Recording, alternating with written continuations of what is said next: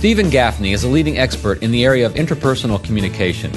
He is an author, speaker, and seminar leader. His books, Just Be Honest and Honesty Works, have received both national and international acclaim. Stephen Gaffney helps people produce results by teaching them how to communicate more effectively with everyone around them at work and at home. From entry level to CEOs, people credit Stephen Gaffney with creating immediate and lasting change in both their personal and professional lives. Stephen's speeches and seminars, combined with national media appearances, have enabled thousands of people to communicate more effectively with anyone. In this audio program, Stephen will give you a simple but powerful approach to interpersonal communication, an approach that you can use at work with your colleagues, with your clients and customers, and at home with your friends and loved ones. Applied regularly, this simple distinction will help you create and maintain more productive and more enjoyable relationships. We're confident you will find this program valuable. Now, here's Stephen Gaffney. Thank you. So good afternoon, everybody. All right, let me start off the talk by saying it this way. How many of you have enough time to do your job? Very good. Very good. You want to do a time management course for us? How many of you are driving home and still thinking about Blue Care? How many of you get home and still thinking about Blue Care? How many of you have never left the company since you started here? And this is how we know, right? Because we're at home with our loved ones and we're actually at the dinner table and we do actually see our lips moving, we see their lips moving, don't we? And eventually they catch on. What do they usually say back to us? You're not what? Listening. And what do we usually say back? Yes, I am. And somehow we say the very last line like it gets us off the hook. The truth is, this is how most people walk around in their life. Hi, my name is Stephen Gaffney. I don't have any time to talk to you. Hi, my name is Stephen Gaffney. I don't have any time to talk to you. Now, I would never say that because it's rude, but I'll prove it to you that you and I think this way. How many of you have ever asked somebody how their weekend was and hoped they didn't answer?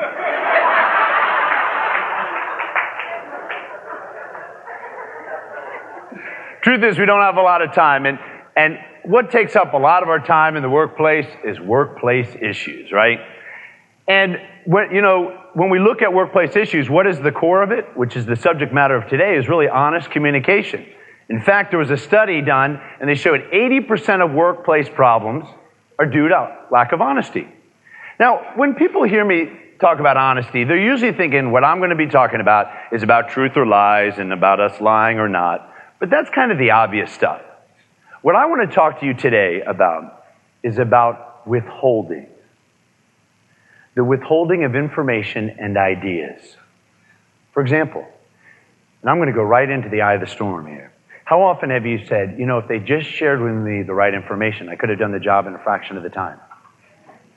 How often have you said to yourself, you know what, if somebody told me that it was bothering them, I could have actually talked to them and dealt with the issue? Now, let's turn it on us as well. We got to take ownership of ourselves. How often have you been in a meeting or had a conversation with somebody and thought to yourself, should I bring it up or should I not? Should I bring it up or should I not? Should I bring it up or should I not? And what do we usually say? Forget it. Well, here's the thing. This costs us. Now, you all probably know this, but do you know the number one reason why somebody leaves an organization? Do you know this?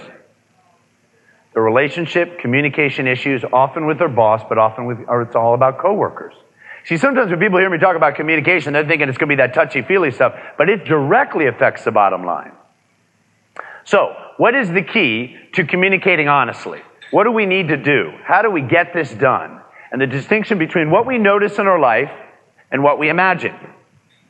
You see, there are two simple circles, and what I'm going to suggest is you can simplify your life into one of these two circles, either something you notice or something you imagine. Notice are the facts of the situation. Imagination is all of our thoughts, opinions, and evaluations. Now, many of you can already see what the problem is, right? When somebody thinks their opinion is what? Fact. You're probably saying, okay, this is kind of simple and I got this. But I want to show you how it's really the major source of stress and problems in our lives. And let me just say something real quickly about relationships, whichever is having you think about things. I want to share with you the number one reason why people don't change a relationship. When you and I have a problem, who do we tend to focus on? The other person. Now, who's the only person you could do something about? Yourself. We blame and have excuses. I've heard everything from sometimes people use a union as an excuse, other people as an excuse, other things. But as the speakers this morning talked about, it's about the attitude has got to come from where? Us. And I want to show you how actually to have challenging conversations, because it is about what we can do. So no matter where you are at this moment in your life and you're thinking, wait a minute, what if the other person would change? How would they be? The bottom line is you and I can only change who? Ourselves. And it all comes down to this notice versus imagine. When I started speaking the very first year out, I didn't really begin in a very good place. What I mean by that is I was extremely insecure. And how I dealt with my own insecurity is I would cut on other speakers. This is not a very good story about myself, but hopefully you'll get some value out of this. I would cut on other speakers. You ever meet somebody who's so insecure they cut on other people? That was me. I would attend other people's speaking engagements and I would be critical of them. And one time I saw this gentleman speak, and at the end of his speech he said, if you don't like what I had to say, write me a note and I'll send you your $25 back. Oh yeah, I did that. Sent out a note. A couple weeks later I get the $25 back. Didn't think anything about it for a few years. Then I joined a mastermind group of other speakers, and every other month we would meet. In one particular meeting, one of the speakers said, I want a new speaker to join. Oh yeah, it was him. Have you ever done something in your life when you've conveniently forgotten about it? And then suddenly something happens and then it triggers what you were thinking or what happened? I was like, oh my gosh. So he joined the group, and every time he was speaking sharing what was his challenges during our meeting, I was thinking, should I bring it up or should I not? Should I bring it up or should I not? Should I bring it up or should I not? Should I bring it up or should I not? And I kept on noticing he didn't say anything, and I imagined he didn't remember. It's been a few years ago, and he didn't even remember. I'm sure he didn't even click my name with the letter. It's not like I sent a photo with it. And in one particular meeting, it was like out of a movie, nobody else could meet. Oh yeah, I called him. I said, listen, we don't need to meet. I'll catch you next month. He said, no, we should meet. In fact, why don't we meet for dinner? During the appetizer. Should I bring it up or should I not? Should I bring it up or should I not? Should I bring it up or should I not? And I kept on rationalizing. He's not going to ever remember. Until the entrees hit. He looked over at me and he said, I want to talk to you about something that happened a few years ago. Oh yeah.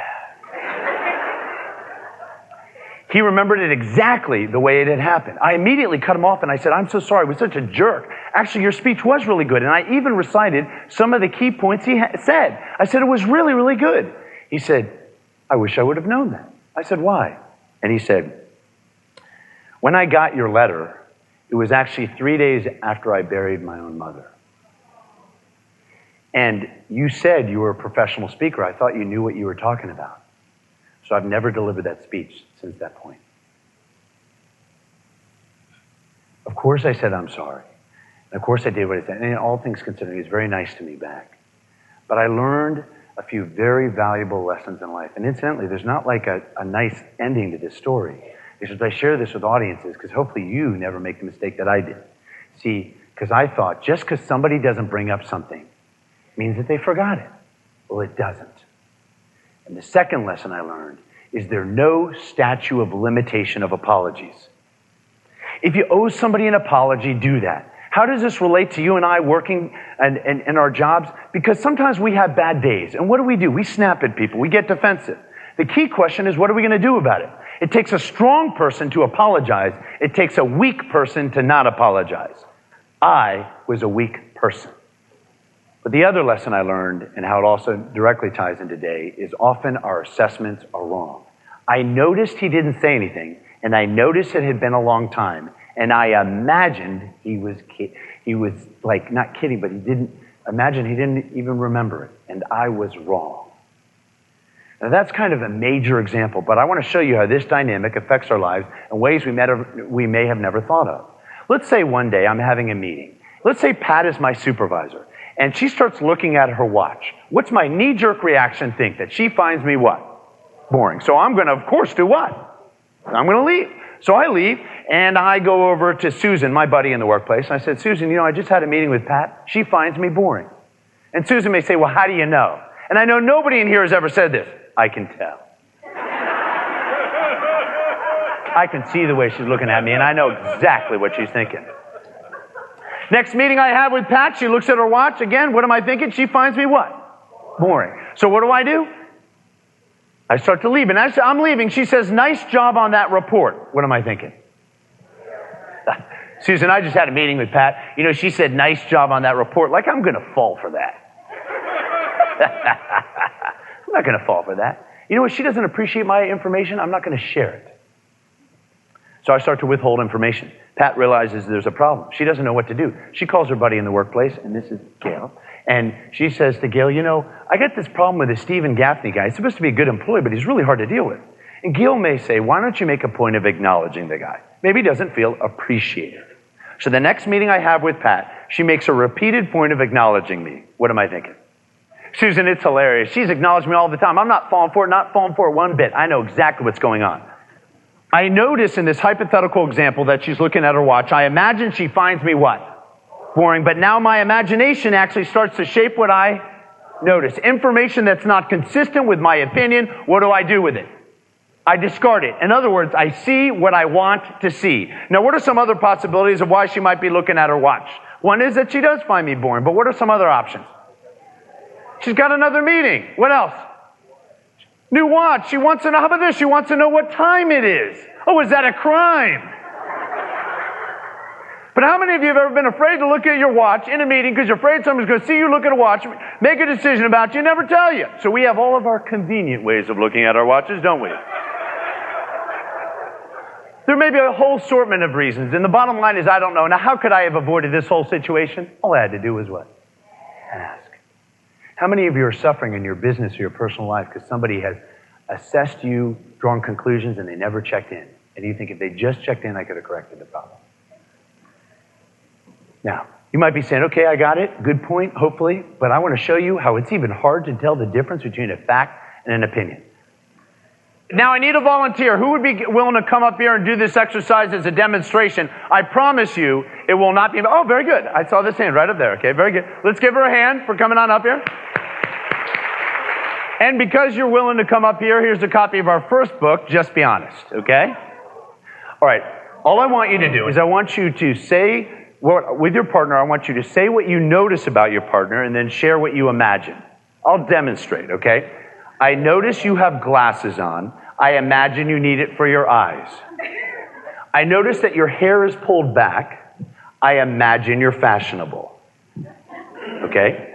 Now, actually, I just did 2 in a row, but what I want you to do is alternate and go back and forth. So let's take it from the top, and I'll go first, okay? I notice that you have a dark suit on. I imagine you got it at Nordstrom's. I like that imagination. I noticed that your tie nicely matches your suit, so I imagine if you have a wife, she dressed you this morning.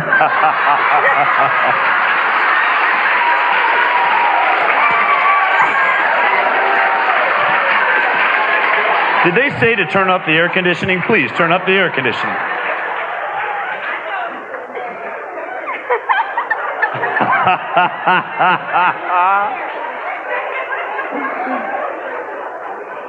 Although that was very kind of her to say this, the truth is nice is what? Nice belongs in which category? Oh, imagination. I'm going to show you how this is simple, but isn't always so easy. So you could say, I noticed about the tie, then I imagine whatever. Does that make sense? Yeah. And you're doing great. This is exactly what I want to show you. This is much more challenging than it looks. So let's do a couple more, okay? I notice your name tag says Alana. Alana. Alana. I imagine that's your name. Okay? Got it. I see that you have a microphone on. I notice that you have a microphone on, so I imagine that you're speaking today. Okay, very good. She did a great job. Let's give her a hand. Great job. 3 main categories that you can notice about somebody. Number 1, which we concentrated on, is what? Appearance. Number 2, actions. You can notice somebody's actions. I could say, I notice you're writing, I imagine you're taking notes. The third thing that you can notice about somebody is what? Often people say attitude, but can you really notice somebody's attitude? Here's the scary part. Do you ever really know what somebody's actually thinking? I just had a gentleman at Marriott come up to me at a break one time, a couple months back, and he said, I wish I would have had this session a while back. I said, why? And he said, my wife of 25 years has informed me that she wants a divorce. Here's the worst part. He never saw this what? Coming. We never really know what somebody's thinking or feeling. And I'll prove it to you. Sometimes people say, what about somebody smiling? How many of you have actually smiled just so somebody doesn't bother you? How's it going? Great, great, great. It's awful, but I don't want to let you know. So the third category is words, okay? You can notice what somebody says and you imagine something. But words, actions, and appearance, and folks, everything else is all of our imagination. The point is this. The more we understand that we may be wrong, the better our life will be. The more we understand that we may be wrong, the better our life will be. And I'm going to explain the logic. The more we understand that we may be wrong, the better our life will be. So let's go through this. The more you and I understand that we may be wrong, the more we're automatically going to do something. What will we do? If we get really humbled and we get that we may be wrong, what will you and I do? We're going to go talk to people. We're going to ask them more questions, right? And if we ask them more questions, what's probably going to happen? To the facts level, it's going to increase.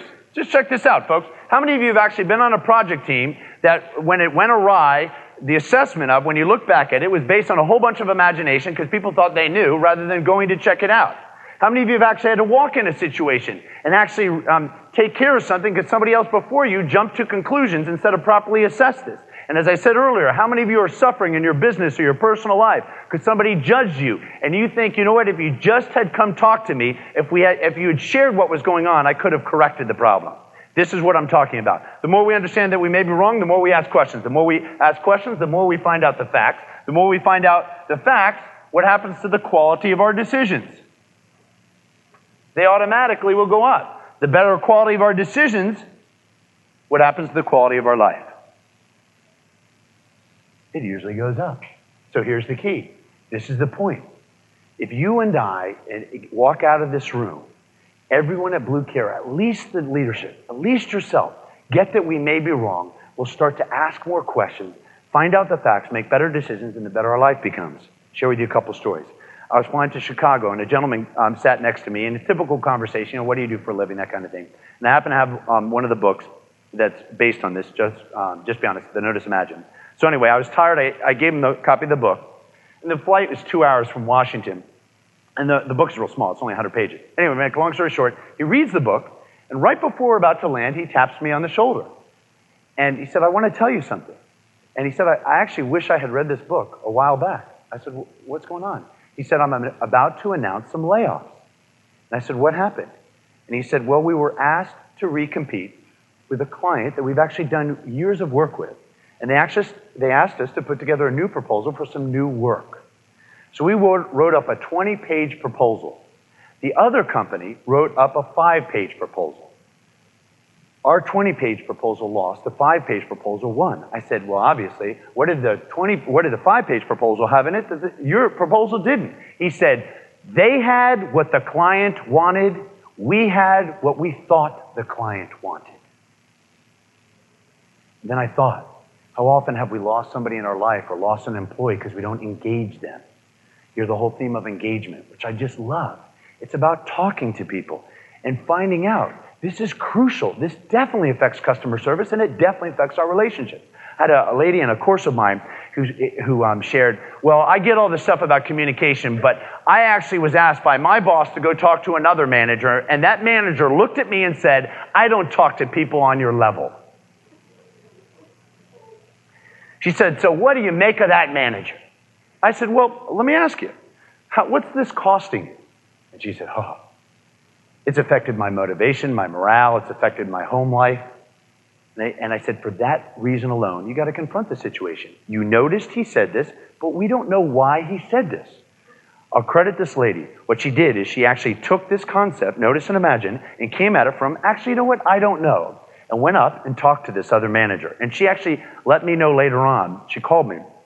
Basically, here's what happened. She went up to that manager and she said, I noticed a couple months ago you said, I don't talk to people on your level.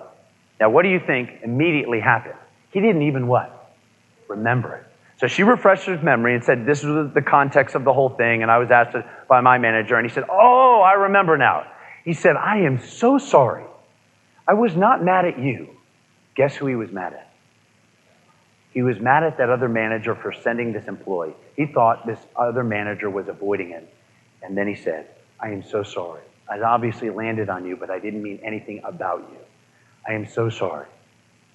The neat end to the story, because actually afterwards we actually kept in touch, this lady, and he actually became a mentor. See, here's the thing. Conflict are not necessarily a problem. It's an opportunity for growth. Think about that. How often have we had a problem with somebody and we actually have a heart-to-heart conversation and our relationship becomes closer, or something tough happens and we bond together? See, sometimes people say, I have issues. I've got issues with people. You know what? We all have issues. You know when we're going to stop having issues? When we're dead. It sounds really good, but the bottom line is, until then, that is the way it is. So here's the thing. Why? Problems, it's not a problem when we have issues. It's a problem when we don't what? Get them resolved. So, for example, you have an employee who doesn't ask for help. Sometimes we think, well, they should ask for help if they needed it. But you notice they don't ask for help, and who knows why? Sometimes people don't ask for help because they're afraid of appearing what? Inadequate. So you gotta go talk to people. And how about somebody who doesn't do their job? Sometimes we're so hard on them. But we've got to actually hold some standards. I had a gentleman at Marriott who actually shared a story with me. He said, you know, this is so true. I was asked by my general manager to go fire this other gentleman. And he said, what I decided to do was before firing him, I actually would go talk to him. But I would come talk to him from a position I didn't know. But I would actually confront him on the facts. And he basically said, I notice that you're not doing the job. I notice we have these goals. And he said, what's going on? He said this other gentleman shared with him that his son had just gone through open heart surgery. And you might think, well, why didn't he tell his boss? Because some people don't like talking about their personal life. You know, I got to tell you, I was sitting here this morning, and that new program you have, beautiful. Because the whole spirit behind that is maybe people want to do a great job, but some gets in the way and people have a hard time asking for help and they don't know where to go. And what you all are doing that's different from a lot of other companies is you are providing an opportunity to actually to help out employees. Because the bottom line is we just don't know. Compassion goes a long way. So where am I headed with this? The point is to go talk to each other, engage with people. If you got somebody in this room who you're having a hard time with, you got somebody in your home life you're having a hard time with, go talk to them, but not from an accusatory manner. Just say, look, I notice this is happening. What's going on? And just listen to them. So let me give you 7 takeaway points before I close out today. The very first point that I want to make as a takeaway point is this. Be a connoisseur of talent. Be a connoisseur of talent. Go fishing. What do I mean by that? Go talk to people. Ask people. You know where some of the best ideas are? They're on the front lines. The best managers I know, the best leaders I've ever interacted with, they go talk to people. And I'll give you a great 2-part question you can ask somebody. Start off this way. Say, on a scale from 1 to 10, how would you rate our working relationship? Or how would you rate our project or our service? On a scale from 1 to 10. Then when they give you that number, ask them this. What would it take to make it a 10? What would it take to make it a 10? And after they answer that, say, what would it take to make it a 15? And say, because I want to give you unbelievable service, or I want to be the best employee you ever had, or I want to be the best boss you ever had. On a scale from 1 to 10, how would you rate our relationship? What would it take to make it a 10? What would it take to make it a 15? Now, I got to let you know, for those of you who may try it at home, you just never know what somebody's going to say. I had a gentleman who actually, I was doing a 2-day seminar, and he came in on the second day. He said, well, I tried it, but it didn't go exactly as I planned. I said, what happened? He said, well, I asked my 4-year-old daughter, on a scale from 1 to 10, how would you rate Daddy? She looked at me and she said, 2. So I asked her, I said, well, what would make Daddy a 10? And she goes, 8.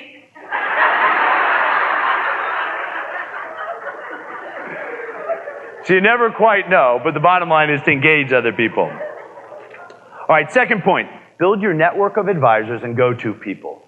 In other words, avoid inbred thinking. Avoid inbred thinking. Okay, when you and I have a problem with somebody, who do we tend to go to? People who think like who? Ourselves. Who do we tend to hire? People who think like who? Ourselves. What do we do with people who don't agree with us? We get rid of them. I'll prove it to you. We're upset one day. You call your friend, and your friend sides with the other person. What do? Hang up and call another friend. The point is, go engage with other people. Go talk to other people. Build your network. So let me give you an assignment. Once a week, have lunch with somebody different. Once a week, have lunch with somebody different.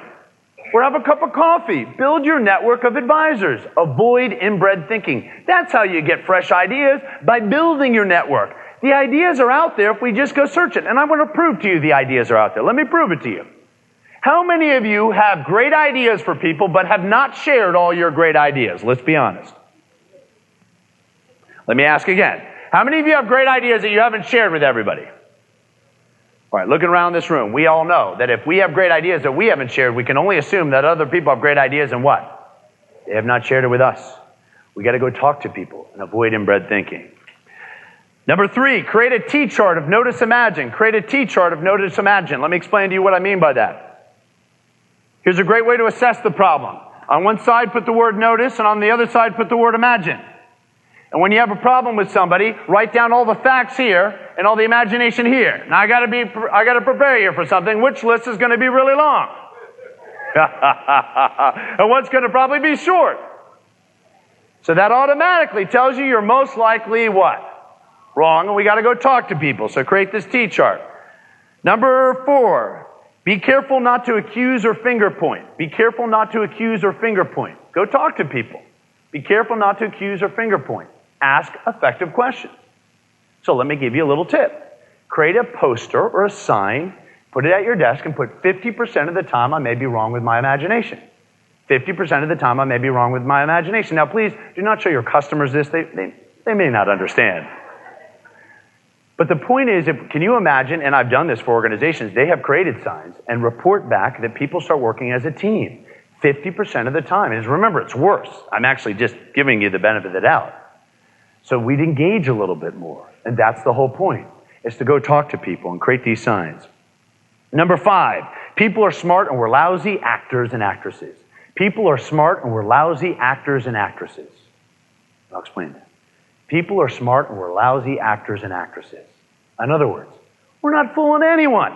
They may not know what we're thinking, but they can definitely feel the emotion. I'll never forget, I had a lady in my course and she said, I was come to learn how to change my tone. Are you going to cover that in here? And I said, what's going on? She said, people say that I sound like I'm angry. And I said, are you angry? She goes, oh yeah. Well, if we're righteous and angry, people can kind of feel it. Number 6, we train and condition people on how we want to be treated. We train and condition people on how we want to be treated. We train and condition people on how we want to be treated. If you tell somebody, we train and condition people on how we want to be treated. If you tell somebody a report is due at 3 o'clock and it comes in at 5 o'clock, what do you train and condition that person? You train and condition them that it's okay to be late. Now let me go a little bit, turn up the heat a little bit. If you and I are doing something when somebody else is talking to us, we train and condition them that we really don't want to hear it. How often have you walked up to somebody and somebody go, yeah, no, go ahead, I'm listening to you. Oh yeah, uh-huh. And what are you and I thinking? You're not what? Listening. And after a while, we stop going up to them. Well, here's the thing. The only thing you can control is yourself, right? So I'm challenging you. How are you interacting day in and day out? It reminds me of this mother who actually went home and tried this out. The next day she came in with another 2-day course and she said, it was interesting. I asked my 10-year-old daughter, do you think I listen to you? And she looked at me and she said, no, Mommy, not all the time. And she said, what can I do better? And she said, Mommy, if you just looked at me in the eyes when you're asking me how school is going. That's at home. What even at work?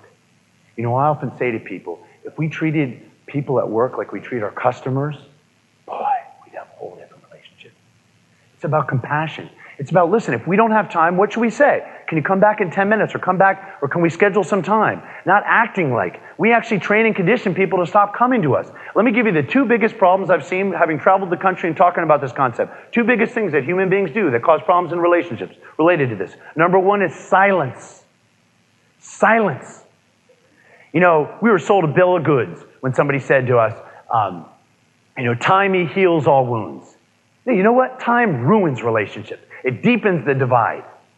Because how often have you thought something was let go, like I made that mistake, and actually then it comes back to haunt you? The bottom line is we train and condition, and sometimes silence sends the wrong message. Silence, it sends a message that the current behavior is okay. How does this relate to leaders? How does this relate to you and I? If somebody is on your staff is working at 50%, and everybody else is working at 100%, and you're not on top of that, you don't hold the standard to everybody. You send a message, it's okay to what? Work at 50%. And guess what everybody else on your team wants you to do? To take care of it. To move ahead. Now, I'm not saying move appropriate action. I'm saying go talk to people and go find out. But hold people to certain standards. The second biggest way we cause problems in relationships is defensiveness. Defensiveness. Okay. Have you ever had somebody say, I love feedback. Please give me feedback. And you give them feedback and they fly off the handle. Next time they ask you for feedback, what do we say? Forget it. If we get defensive, we train and condition people that we don't really want to hear it. So, taking a little bit what I had learned in a very hard way, if you're sitting here and you're going, ugh, that's me, go back and apologize. Just go apologize. Remember, apologies is not a sign of weakness, it's a sign of strength. Strong people, strong leaders apologize. Weak leaders, weak people don't. I was a weak person. I don't want you to be like me. I want you to take care of what you need to take care of, because we train and condition people all day long. So as leaders, what are you training and conditioning people to do? Are you training people, I want to hear it? Or are you training people, I don't really want to hear it? What are you training and conditioning people? And finally, the last point, don't keep what you learned right now a secret. Don't keep what you learned a secret. What I want you to do is go teach people what you learned. Draw these circles. Call our office if you need help. But the point that I'm trying to make is go teach people this stuff. Don't keep it a secret. Finally, let me leave you with a couple last points. Honesty. And then you can have some time to fill it out if you want. Honesty is about strategy, skill, and practice. Awkwardness and uncomfortableness is not a sign of a problem. You know, people often say that. They go, well, it's uncomfortable. It's just not me. You know what? Awkwardness and uncomfortableness is not a sign of a problem. It's a sign of growth. You wouldn't go to the gym after not going to the gym for a while, try something new, go home, wake up the next day, feel a little bit of pain, and declare yourself, now I'm healthy. We know with a little bit of pain comes growth. You as leaders can make this happen. And sometimes it's a matter of persistence to find out what's really going on. It reminds me of this gentleman who learned all this kind of training. And it was sales training, but the story still applies. And the very first call he makes, a little boy answers the phone. And this salesperson said, is your father at home? And the little boy goes, yes. Well, can I talk to your father? No, whispers the boy.